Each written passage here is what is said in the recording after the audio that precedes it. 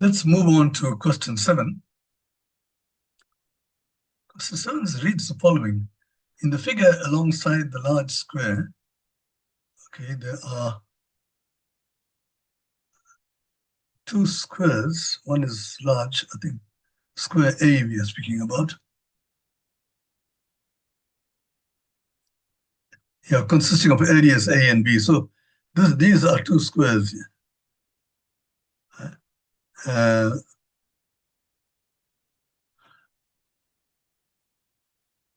And this is a rectangle. So these squares intersect the rectangles, and these different regions, they are not areas now. These regions are called A, B, C, and D. Oh, wait a minute. I think these are areas. All right.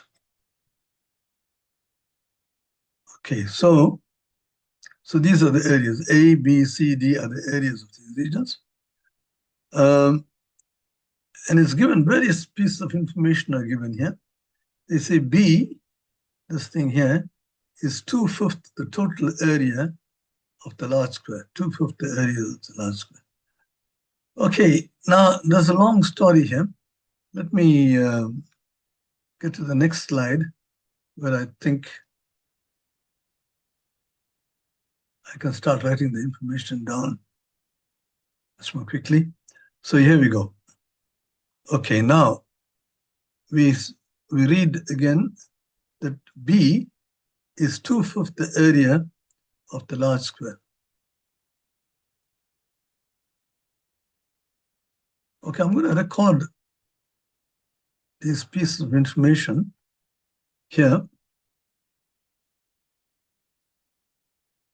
And the very first one is B is equal to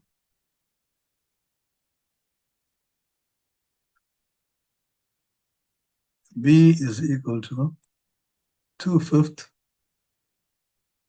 of the area of the large square, which is A plus B.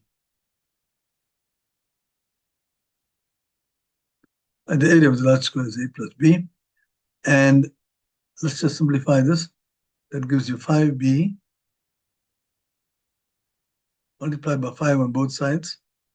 And you 2 into A plus B, which is 2A plus 2B. And then that gives you that 2A is 3B.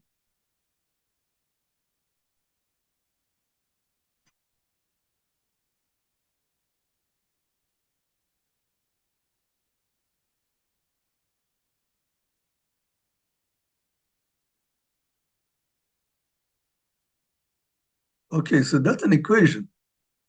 We found A in terms of B. So in a way, we can eliminate A because we'll write A in terms of B wherever A is, and B is gone. A is gone. Okay, let's look at the next piece of information. B is 2/9.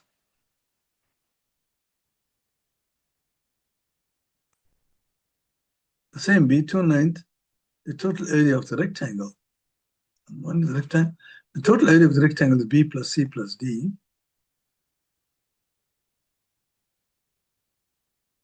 Okay, let's not stop there. We will say that this implies that 9B, if you multiply on both sides by 9, and you get 2B plus 2C plus 2D. Okay, so if you bring the B's to one side, that gives you that, let's put it this way, 2B plus 2C plus 2D, 2C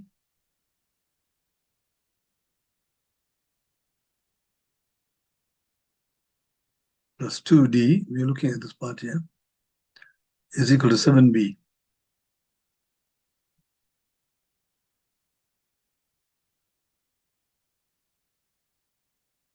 Let's preserve that.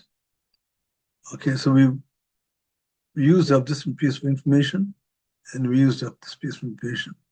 Now the next piece is D is 1/9 the total area of the rectangle.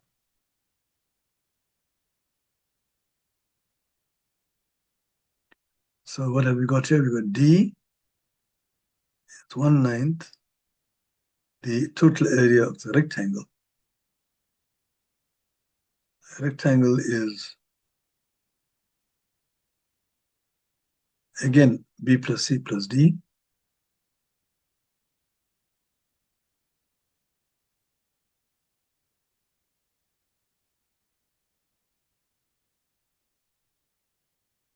So what we have here is, if you look at these two, the 2B is equal to D. Right? If you look at these two here, this is 2/9 of something, of the rectangle. This is 2/9 of the rectangle, and D is 1/9 the rectangle. So therefore D must be half.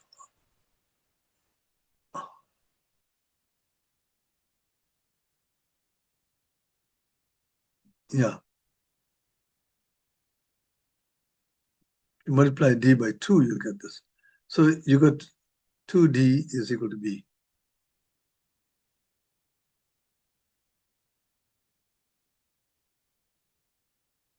So if you multiply this by 2, you'll get precisely that one. Okay, so that piece of information is used up. And then we have, and 1/5 of the total area, or D is 1/5 the total area of the small square. Now the small square is D plus E. So then this gives you 5D multiplied by 5 on both sides equals D plus E, and therefore 4D is equal to E.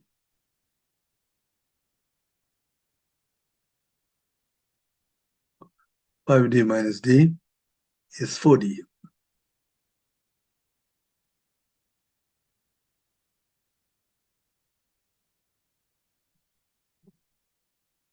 Okay, it seems to me that we can actually find everything in terms of B.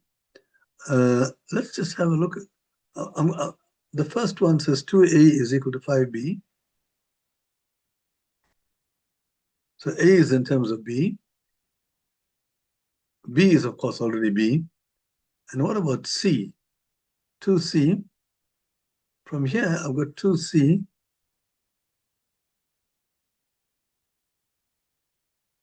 is equal to 7B minus 2D. Now 2D is B, you see. So therefore 2C is 7 minus B.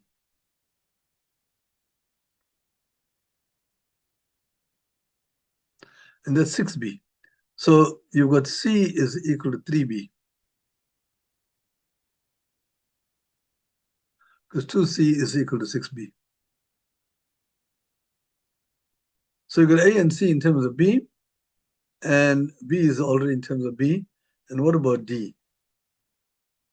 D is, we had it somewhere, D is half of B. 2D is equal to B, 2D is equal to half of B. So we've got everything in terms of B. Now, I should have said this a little bit earlier. You see, you want to evaluate A plus C over E plus C. And this is a very common trick. If you want to evaluate something like that, you write everything in terms of the same unknown, and the unknown will cancel off. And then that unknown disappears. Now, you see, especially when you go to, well, only when you go to ratio, then you have a cancellation. So let's just do this. 2A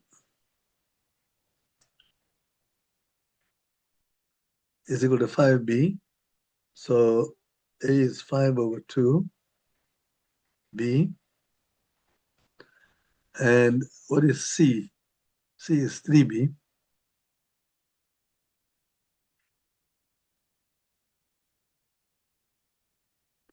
All over. Now E is also in terms of B. Oh, okay, we didn't write E. E is actually 4D, and that's twice 2D. So you can see from these two that when you multiply this by 2, you'll get this. So E is actually 2B.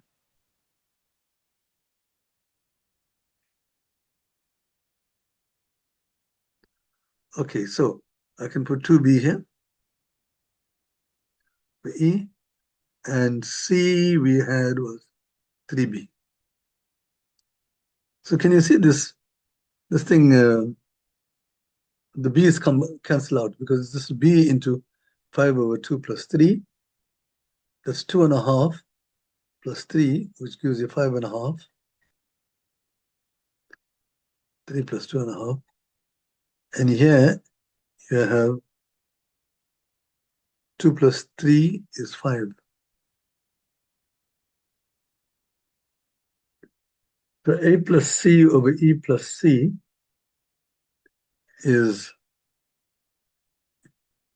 11 over 10.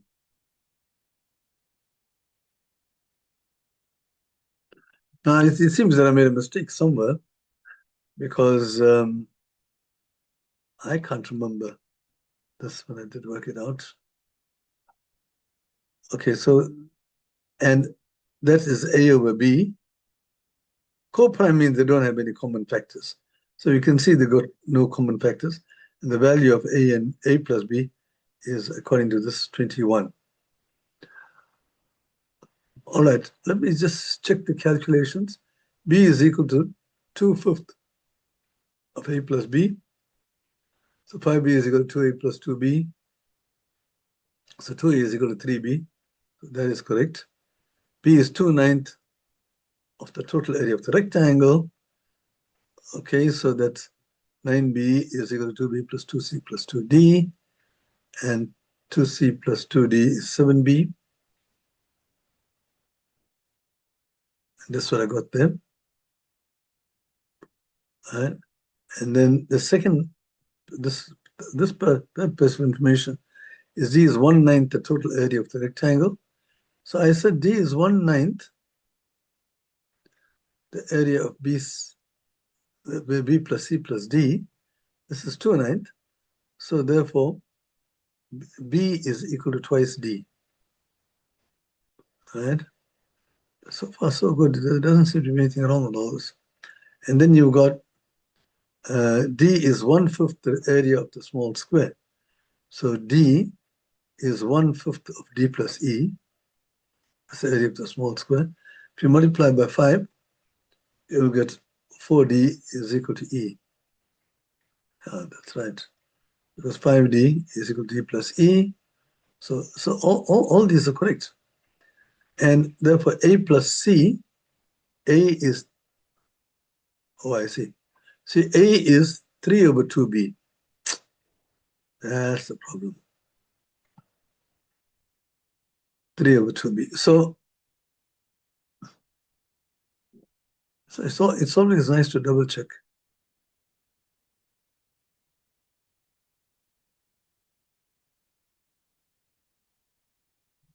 So this is 1.5B plus 3B. That makes 4.5B. At the bottom, you get 5B. The B is cancelled, so you have 9 over 10. I think that is more, I do remember something like that. So now this is 9 over 10 is A over B is 9 over 10, and that's simplified completely. They're co-prime, no common factors. A plus B is 19. I think I remember something like that. Okay, so that is how this problem is done. The trick is you write everything in terms of the same thing. Okay, let's check the answers. We said A plus B is 19. There we go. There it is. But we do it in a completely different way, it seems. There are all kinds of things here. You can check to see this calculation. They both line up with the same thing, but you can see you got different numbers here. But I landed up with 9 over 10 again. All right. So there's more than one way of doing it.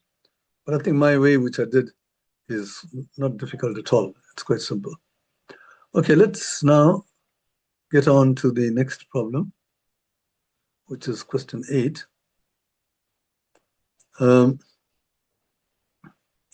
So this is a geometry problem. Looks like a very simple geometry problem. You just got two triangles here. In quadrilateral ABCD, AB is equal to CD. Okay, it's illustrated here. AB is equal to CD.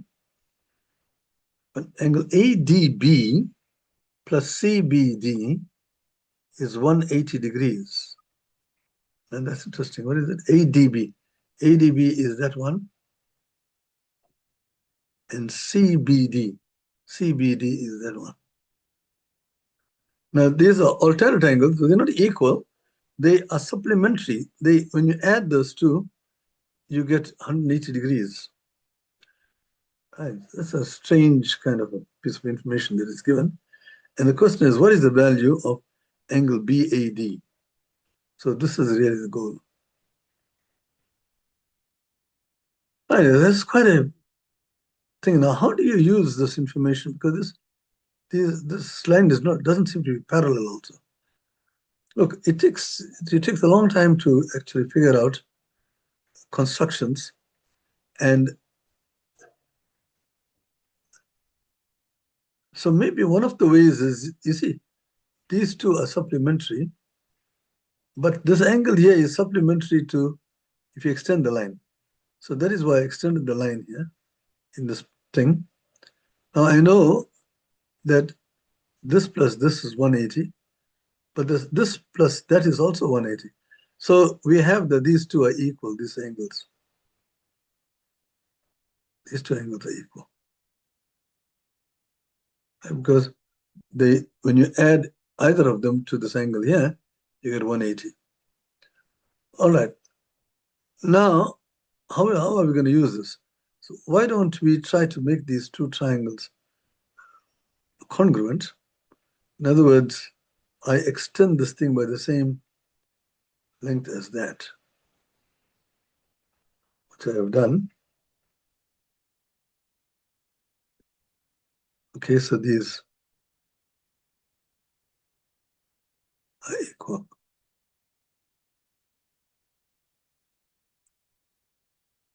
Okay, now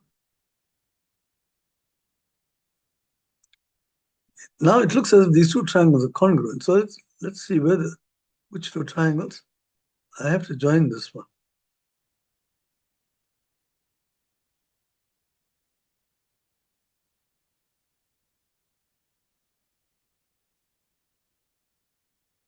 Okay, let me just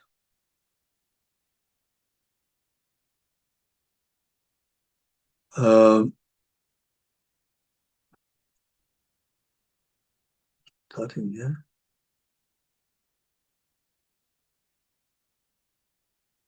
Right, now you got this equals this. This side is common, this angle included. So by construction, these two triangles are congruent, right? So what does this mean? What it means is that this angle here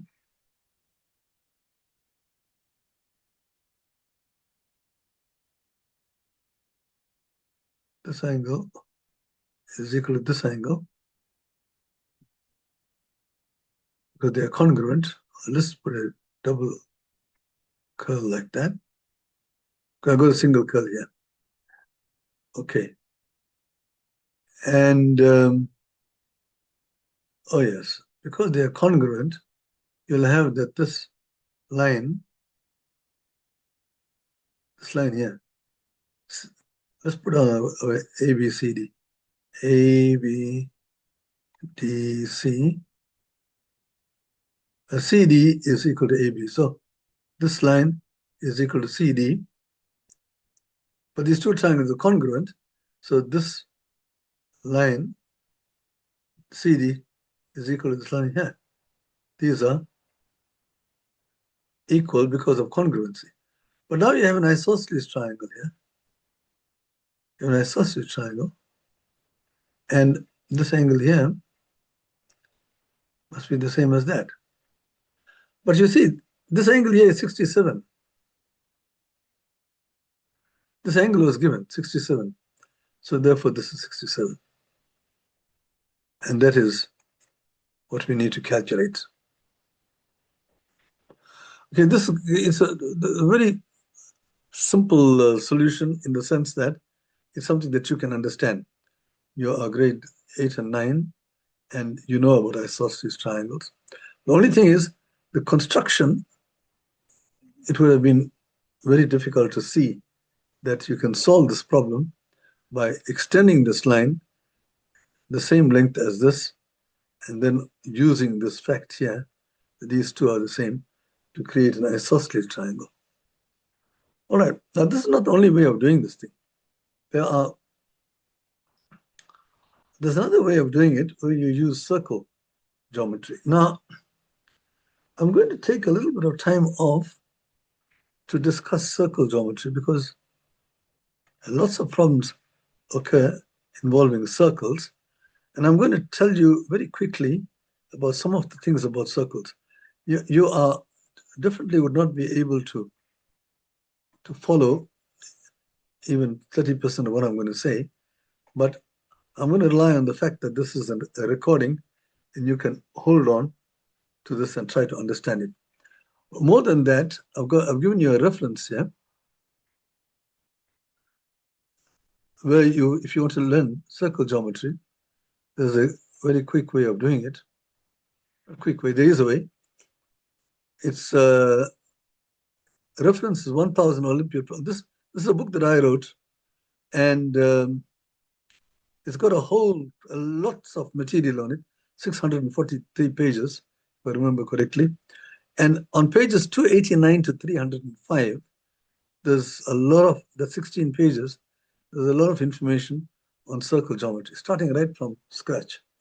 Now what I'm going to do is just extract some of the results from that thing there. So whenever you got a circle, there are some very interesting conclusions you can make. Now the first thing is the circle it's got a center. So the center plays an important role always in a circle. And the center is at the same distance from the boundary. So one of the first results you have is that if you got a circle and a chord is a line which joins 2 points on the circumference. Right. Suppose you have a chord, and suppose you take the center and you draw perpendicular to that chord, right? Then what happens is this, right? This is a perpendicular here. You can make the conclusion that these two are actually equal. So when you draw a line perpendicular from the center to a chord, that line bisects the chord. See? And conversely, if you join the center of the circle to the center of a chord, it is perpendicular. So you got this arrows here, both arrows. This implies that, so this arrow points that way, and this implies this, the arrow points this way. So important fact. Now another fact is when you got a diameter, you got a circle, and you got a chord here which goes through the center. Right? We normally give the name O to the center. That's called the diameter. Then when you got a diameter, if you take any point on the circumference and join it to the two endpoints of your diameter, like the way I've done now, then the angle that is so formed is always a right angle. It's a very useful fact that we say it's an angle in a semicircle because this is the diameter is 90 degrees. Okay. Now there is a important concept in circle geometry which uses the word subtends.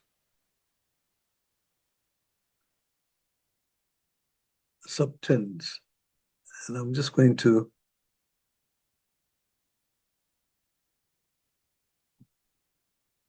so suppose I take a triangle like this. Now we say that AB, listen carefully, subtends this angle. at C. Right. Now, AB subtends SUBTENDS.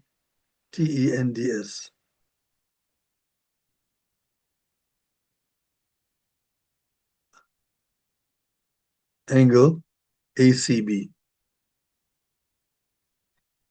ACB. Right. What happens is actually you have a single point and you got a line. I'm just moved away from the circle to describe this thing. So if you got a line segment and a dot outside it, then you can create an angle by starting from one end of the line segment, going up to the dot, and then coming back to the other end of the line segment. And that way an angle is created, and that angle is called the angle that is subtended by AB at C, or at this point here. In this case, it's another point, D. So this angle is subtended by AB at that point. And now, why is that all this is important? It's because if you got a circle and you got two chords, AB and CD are equal, then what happens is that if you take AB and you take the center O, then AB subtends AOB. Start from one end here at O. Let's put a curl here. It turns out that if these two chords are equal, then CD also subtends the same angle, COD. This angle is the same. Right? So equal chords subtend equal angles at the center.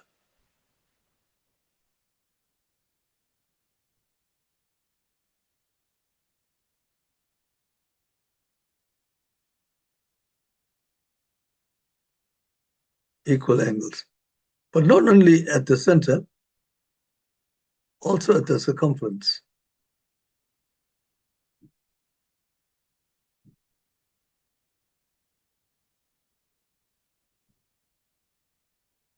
And circumference.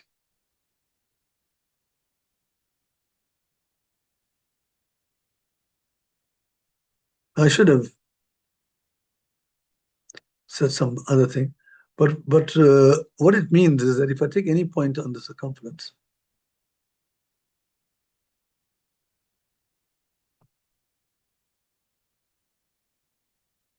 now I look at the chord AB, take a point here somewhere, AB subtend this angle here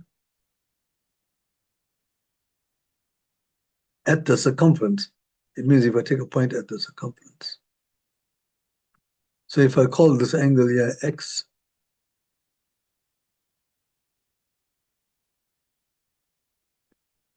and now I take this chord here, these are equal chords, and take any point in the circumference, any point. That's a remarkable thing about circles. Take any point here, and then you see what angle, the angle that this chord makes at that point. Start from D, go up to the circumference, come there. This angle is also X, quite remarkably. So equal chords subtend equal angles at the circumference. Right. Now, even before that result, there should have been this result which I'm about to say here now. If you got a circle, as in the next diagram, right, you got a chord, and you got 2 points in the circumference, then this chord subtends the same angles at both those points. In other words, starting from A, if I go up, if I see what angle is subtends at P, A, P, B, that angle, and you take any other point, and start from here and go up to that point and come down to B, these angles are always the same. See? So that's A very interesting fact. But that's in a circle. You say that a chord of a circle subtends equal angles at the circumference. That is how we describe that. Right? That's not all. I've got more things about a circle here. I hope that you will go to my book or anywhere, any geometry book, and try to see all these theorems. All these are really theorems, and you can prove them. In my book, I give you the full proofs of everything. All right, so now here's something very important. You see, if you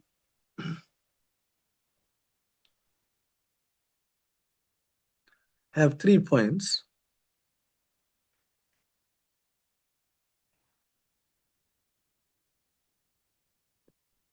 let me just see whether I can get. If I got 3 points,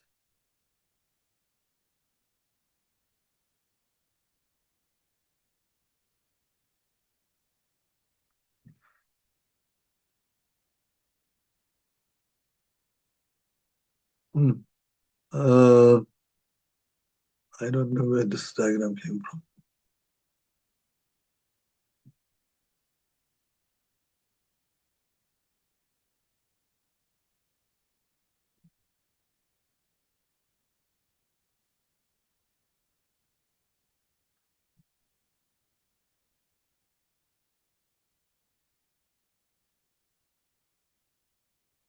Sorry, okay, let's just get back to this. If I've got 3 points, I can always draw a circle that contains those 3 points. All right, I'm not going to prove it, but you can always draw a circle that where the circumference contains those 3 points, always. Right? The same cannot hold for 4 points. In fact, with 3 points, I can draw exactly one circle. Right?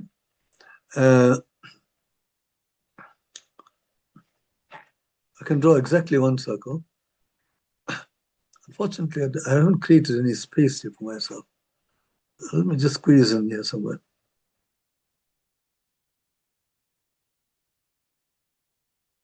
So if I've got 3 points, I can draw one circle that goes through the 3 points. But the same I can't say the same for 4 points.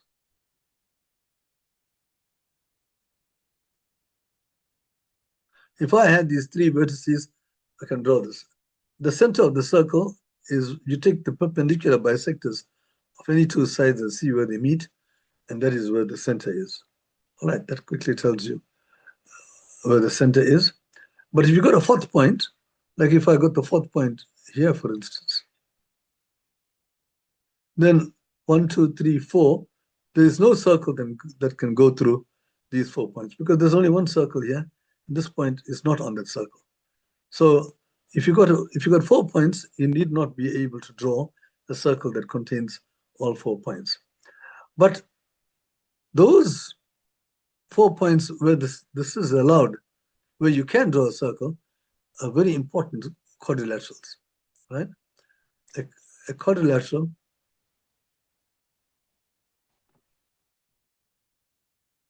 having the property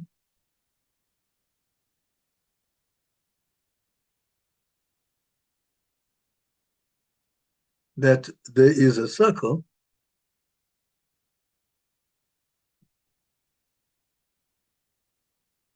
containing all 4 vertices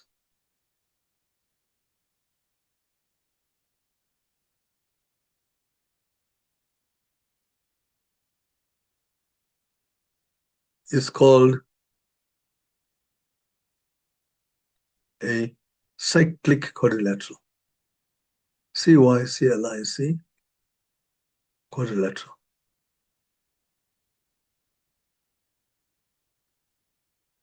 The word cyclic is the adjective from circle. All right, so as I said, only some quadrilaterals are cyclic, right? And those quadrilaterals are cyclic if there is a circle that goes through 4 points. So how do you know if I got a quadrilateral, no circle, anything like that? How do I know that you can actually draw a circle that contains 4 points? There are some very beautiful theorems regarding this, very simple. And I'm going to just discuss that. The conditions under which a quadrilateral is cyclic. In other words, a condition under which a quadrilateral permits a circle that goes through the 4 points. Like you take here now. One of the conditions is that if the opposite angles are supplementary, and this is not co-interior angles now, co-interior means parallel, but if the opposite angles are supplementary, x plus y is 180, then there is a circle. You can see, I've got a circle which goes through those 4 points. Right. There is another case where if you got 4 points, and you got one of the edges subtends equal angles. You can see this is Z here, and this is Z here. It subtends equal angles at those two other points. This line segment subtends equal angles at two other points. Then you got 4 points. Those 4 points are concyclic or cyclic. Can you see? I got a circle that can go through those 4 points. Right?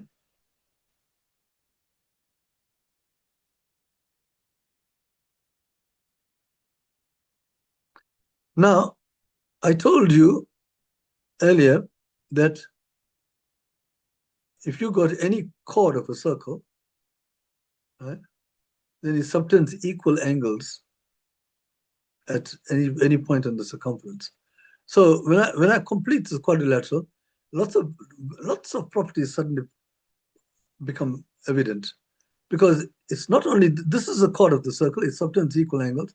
Now all the sides become chords because the circle they go through, and because they are chords, then this chord will subtend equal angles at the other 2 points. In other words, this point is the angle that this chord subtends at that point, and this angle here. So these two angles, you can see I got Y and Y here. They are equal. Like that, you got these two angles here equal because they are both subtended by this chord here. And yeah, and also these two angles here are equal. They're subtended by. So just a simple diagram like this can lead to a lot of beautiful conclusions. You got 4 pairs of equal angles.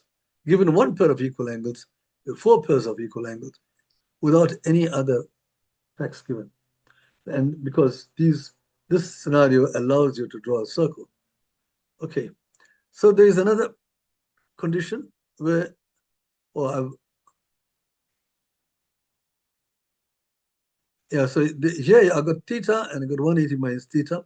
So you got the opposite angles are supplementary. It goes back to that one. So there is a circle, as you can see. Is there? Yeah, okay, there is a circle which I can't see very clearly that goes through those 4 points. And the moment you got that, then you have the scenario there.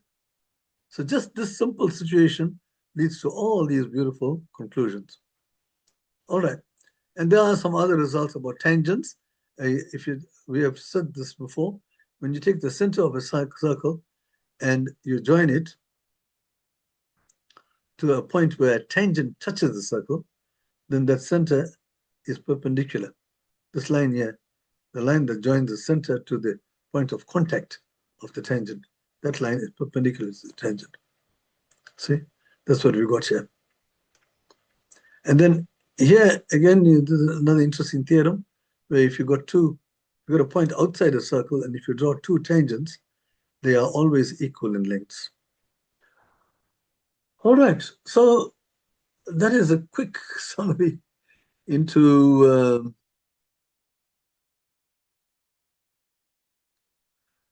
circles. You spend a good part of grade 11 geometry studying circles. So I give you a 10-minute or 15-minute lesson on circles. Obviously, I don't expect you to remember all that, but you got just remember these facts, even if you don't know how to prove them. Please remember those facts. Okay, so that now takes me to the next problem. It's the same problem that we had before, but I'm going to give you another solution. Remember the 67, we calculate this angle here to be 67, right? I worked it out in a very simple way, and we got the answer to be 67. Now there's another way of doing it. What we do is I'll take this diagram, and this triangle BCD, this triangle here,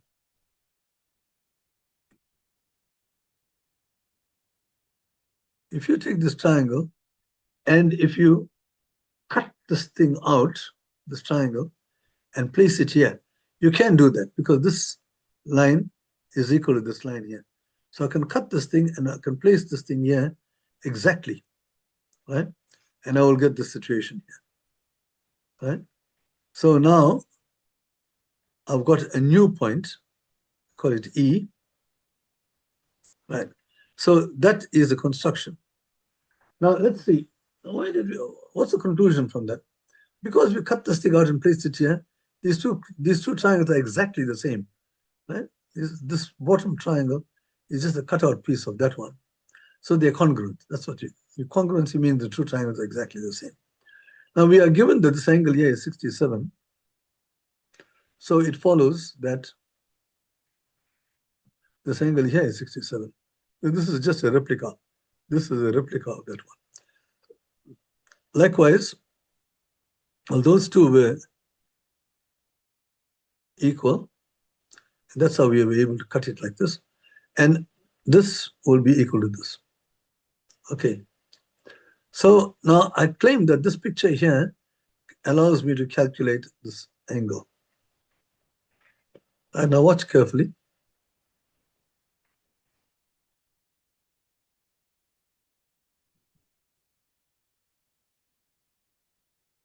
Now remember, we were given that plus this angle here is 180 degrees. They are supplementary, remember? And that is why we extended the thing so that the extended angle is the same as this. But now this construction here tells you that if I put double tick here, so a tick plus double tick, they are supplementary. They add up to 180 degrees. By congruence, this angle here is double tick, right? Now focus on this quadrilateral, which has got these four vertices, A, B, A, E, B, and C. Now, this angle here is a tick, and this angle opposite this quadrilateral is a double tick, and we just said that they both are supplementary. And earlier I said, when you have the situation in a quadrilateral where the opposite angles are supplementary, then you can draw a circle that contains all those four vertices. And you can see, I've actually drawn the circle around that contains all the four vertices. Right?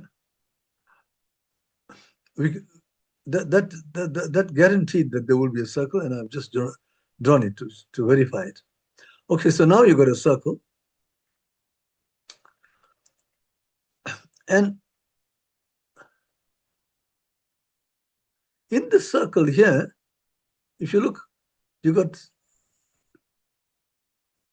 this thing here, BD is equal to AE because of congruence. But both these are chords of the circle. Look at this. BD is a chord, and so is AE. And they are equal chords. Right?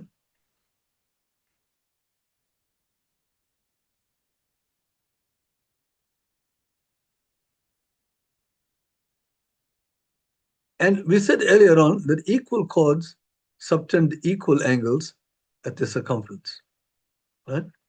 Now, this chord here, it subtends 67 degrees at the circumference. So therefore, this chord here will subtend 67 degrees at the circumference. Now, what does that mean? When I take any point on this part here, start from B and go up to that point. Let's take A.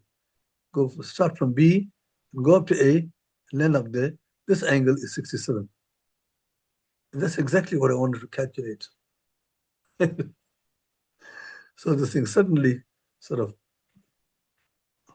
becomes, empties itself out. Look, although the problem looks easy, it's quite an advanced problem because it involves constructions. And it's not often that you're given problem. In high school, right from grade 12, you're not expected to do constructions. But in Olympiad problems, you're expected to do construction. They're much more challenging, and they are very, very, you can come to very beautiful results on that. I mean, like if you take this one here, who would have thought that this small bit, this thing here, this diagram will allow 67, this angle here to be the same as that. And it looks so simple that you might think you can prove it very quickly. You've only got two simple triangles, and you've got a quadrilateral. And you can spend the whole day using whatever knowledge you've got without circles to do this, and you'll really struggle with it. But if you notice that the extension, as I gave you in the first solution, allows you to get two congruent triangles, then you might get somewhere. But it's not easy. Okay.